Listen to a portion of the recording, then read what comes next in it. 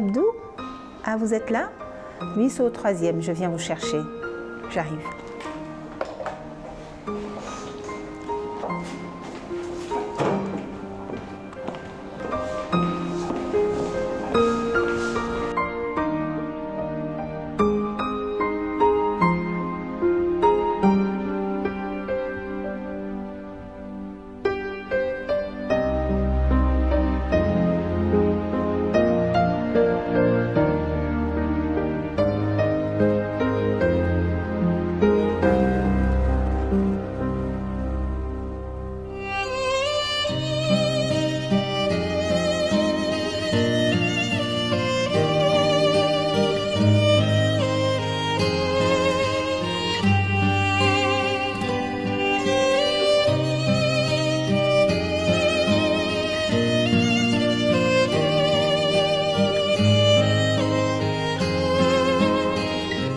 Nathalie, je suis directrice des affaires corporatives à Sabodala Gold Operations, qui est la filiale sénégalaise du groupe minier Endeavour Mining.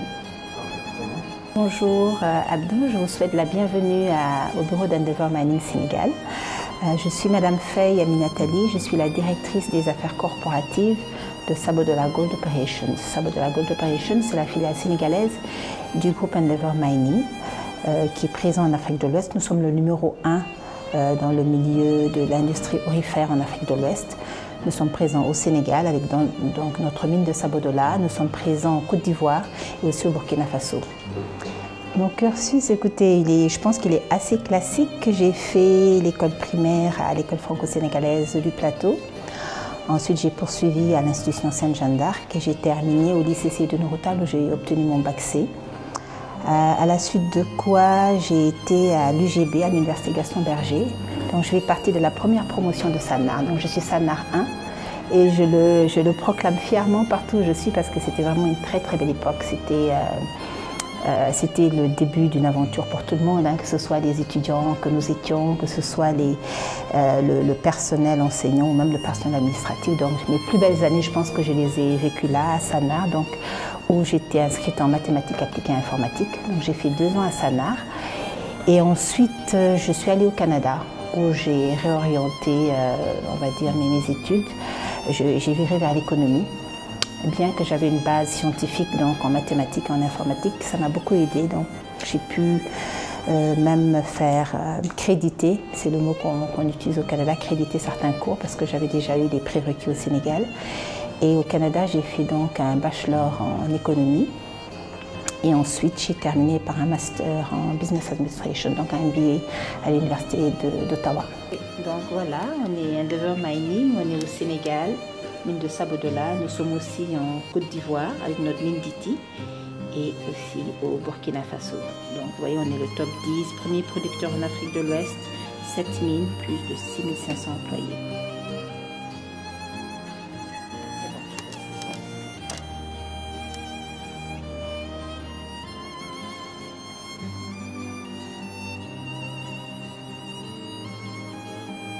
EGO, ça fait 3 ans que je suis là, bientôt 4. Avant cela, écoutez, j'ai débuté, après mes études, j'ai fait un peu d'anglais aussi sur la côte ouest canadienne, à Vancouver précisément, parce que je voulais vraiment faire une immersion complète en anglais pour maîtriser la langue. Et j'ai vraiment débuté ma carrière au Mali dans un projet en fiscalité. C'était un projet financé par l'Agence canadienne de développement international où j'étais engagée comme économiste junior et on assistait le ministère de l'économie et des finances, notamment à la direction générale des impôts et domaines, à augmenter leur assiette fiscale. Donc il fallait déterminer dans les différents secteurs économiques où est-ce que l'administration pouvait aller puiser pour élargir l'assiette. Donc ça aussi, ça a été une très belle expérience que j'ai faite pendant 2 ans. Ensuite, je suis rentrée au Sénégal. À mon retour au Sénégal, j'ai intégré l'ambassade du Canada où pendant 16 années, c'est beaucoup. Je pensais n'y faire que 2 petites années, mais chemin faisant, je ne me suis plu et tous les 3 ans, les équipes changeaient, les secteurs prioritaires changeaient. Donc, C'était une très belle expérience. Donc pendant 16 ans, j'ai été ce qu'on appelait déléguée commerciale. Donc j'étais un peu dans la section qui était les yeux et les oreilles du secteur privé canadien dans les pays d'accréditation de l'ambassade. L'ambassade couvrait le Sénégal, mais également la Guinée, Guinée-Conakry, Guinée-Bissau, la Gambie et le Cap-Vert. Et c'est dans ce contexte-là, justement, que j'ai eu à côtoyer le secteur minier canadien, puisque les investissements canadiens les plus importants au Sénégal se trouvaient dans le secteur minier. Et c'est donc comme ça que j'ai connu SGO, qui à l'époque appartenait au groupe canadien Teranga Gold. Et c'est là que bon, on s'est rapprochés et je les ai rejoints il y a bientôt 4 ans.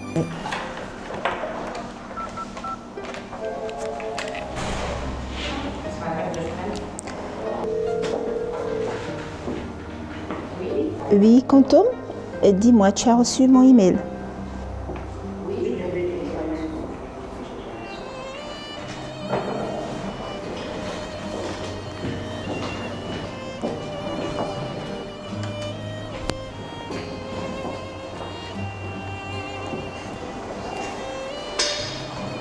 Oui, c'est bon, Aminata. Oui, tu l'as reçu? Ok, j'arrive, comme ça on le regarde ensemble. Ok, merci.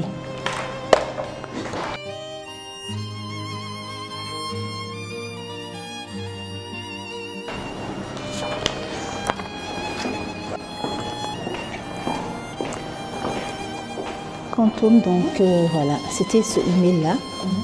Donc on va attendre pour il faut attendre pour la dérogation, okay. Peut-être à partir du 5 avril. Moi, je travaille déjà dessus. Voilà.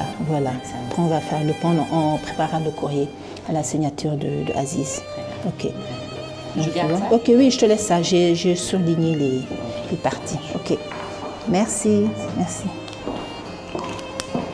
Alors, mes tâches quotidiennes à SGO, je collabore de façon très rapprochée avec notre directeur général.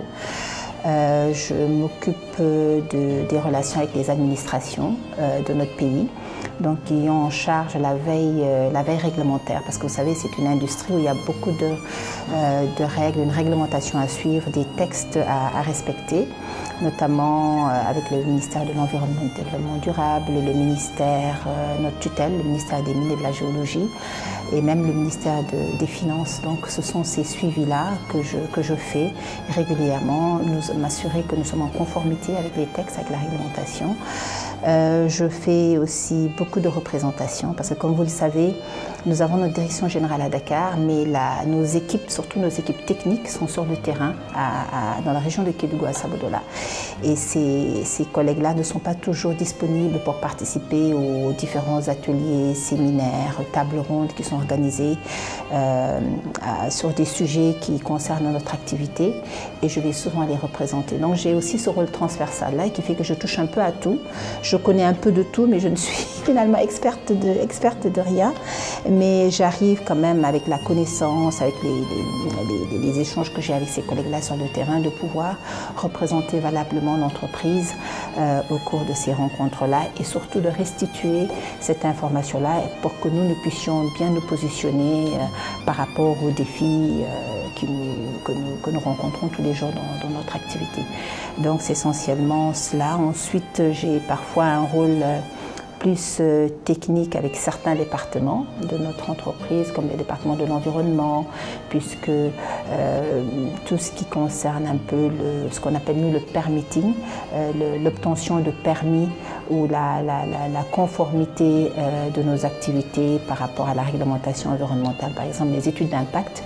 Je suis également dans l'équipe de suivi avec les autorités et nos collègues sur le site. Parfois c'est aussi avec nos collègues du mining, donc du département minier et de l'exploration. D'ailleurs, mercredi, j'étais sur site où j'accompagne une délégation du ministère des Mines et du ministère de l'Économie, donc qui avait envoyé 2 économistes planificatrices qui appuient techniquement le ministère des Mines à développer des projets. Dans ce cas-ci, c'était une cartothèque pour l'accès à des données géoscientifiques. Donc c'est important pour nous aussi d'avoir ce rôle de collaborateur de notre tutelle ou même des autres structures de l'État, parce que nous sommes aussi pionniers dans le secteur minier. Sabodala existe depuis plus d'une dizaine d'années. Nous avons souvent été précurseurs dans beaucoup de domaines et c'est cela que nous voulons continuer. Donc ça aussi, c'est l'héritage que nous voulons laisser une fois que nous aurons terminé l'activité minière, comme vous le savez, qui par essence a une durée limitée dans le temps. Donc c'est ce partage aussi de connaissances, de ressources que nous encourageons.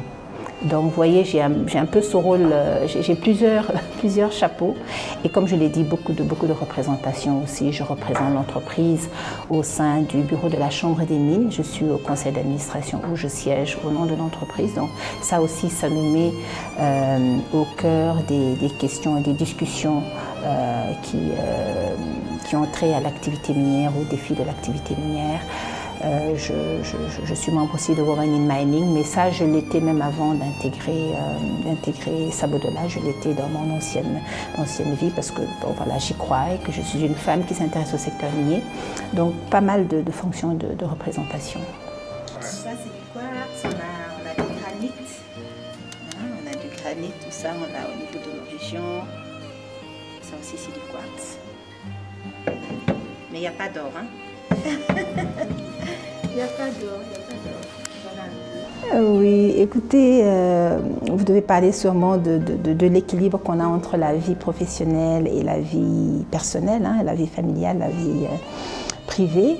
Écoutez, c'est un défi de tous les jours, mais je pense que c'est parce que d'abord on a des soutiens au sein de notre cercle, que ce soit des soutiens dans notre vie familiale. Moi, dans mon cas, j'ai un mari qui est présent et qui me soutient. J'ai aussi été éduquée par des parents pour qui il n'y avait pas de différence entre... Nous sommes 5, nous sommes 3 garçons et 2 filles. Et dans l'éducation que nous avons eue, il n'y a jamais eu de différence parce que nous étions des filles. Tout le monde mettait la main à la tâche pour tout.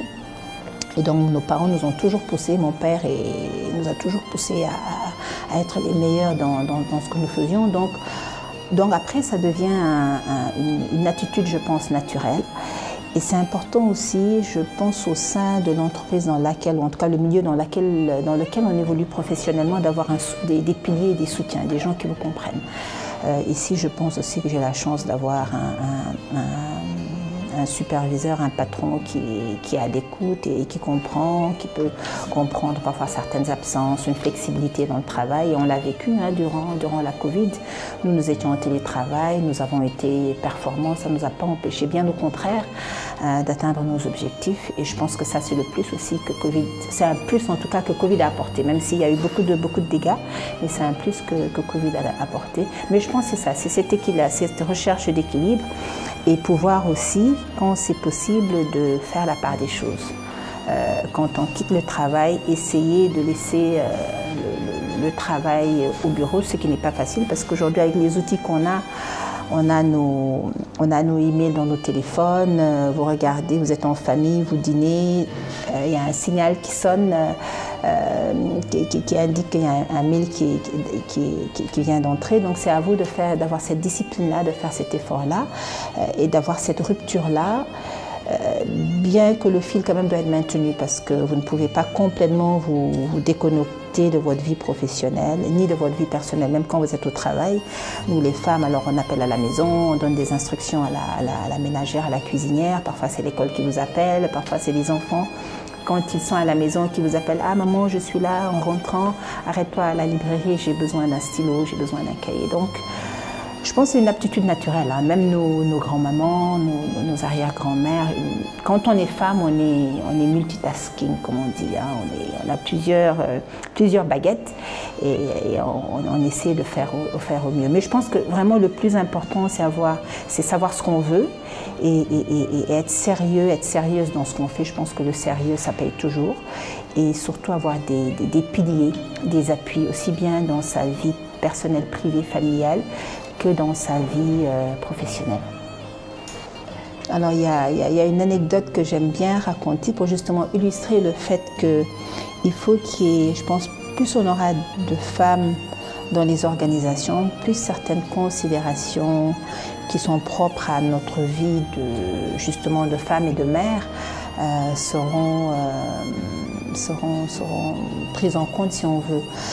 Une fois, il y a mon directeur général qui m'avait envoyé, comme je vous le disais, je fais beaucoup de représentations, donc il m'avait demandé de le représenter à une réunion d'industriels présidée, je le rappelle, par feu Ahmed Amar, paix à son âme.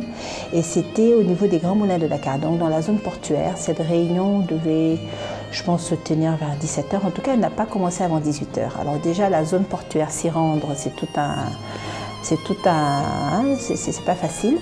Et à cette heure-là, avec les camions, donc je m'y suis rendue, j'arrive là, parmi les premiers arrivés, les premiers participants, donc je m'installe et les autres participants arrivent. Et sans surprise, j'étais la seule femme autour de la table et la réunion débute vers 18 h. Alors je regardais, j'étais là, j'écoutais les gens, mais j'étais en même temps comme dans un état second. Et c'est comme si je flottais au-dessus de l'Assemblée. Je me disais, mais pourquoi cette réunion, on la tient à 18 h, 18 h 30 ? Pour ces hommes-là, ça ne fait aucune différence parce que pour eux, c'est la journée qui se poursuit. Ils vont rentrer chez eux peut-être à 20 h, 20 h 30, 21 h. Tout sera préparé parce qu'ils ont une épouse à la maison ou des domestiques. Mais pour nous, femmes, après le travail professionnel, il y a une autre journée quasiment, une autre demi-journée en tout cas qui commence puisque c'est la vie familiale, la vie d'épouse et de mère.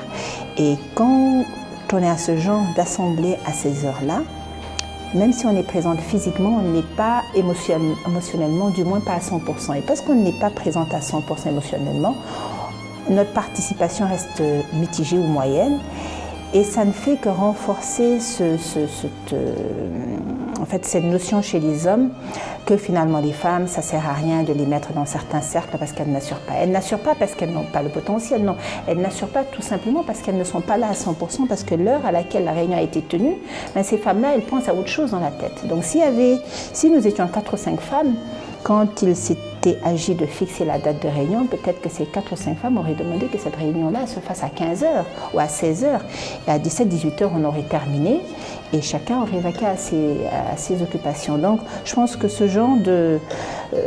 c'est juste une petite anecdote, mais ça illustre combien il est important qu'il y ait plus de femmes dans les organisations, puis à un niveau décisionnel pour que leur vécu et leur réalité soient prises en compte dans des décisions aussi simples que la tenue d'une heure de réunion, par exemple.